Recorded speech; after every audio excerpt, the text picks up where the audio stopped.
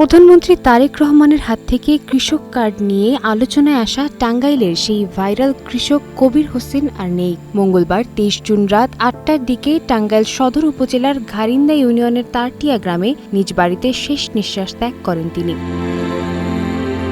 মৃত্যুর কয়েক ঘণ্টা আগেও ফেসবুকে নিজের জন্য দোয়া চেয়ে একটি পোস্ট করেন। এরপর রাতেই হৃদরোগে আক্রান্ত হয়ে মৃত্যুবরণ করেন তিনি।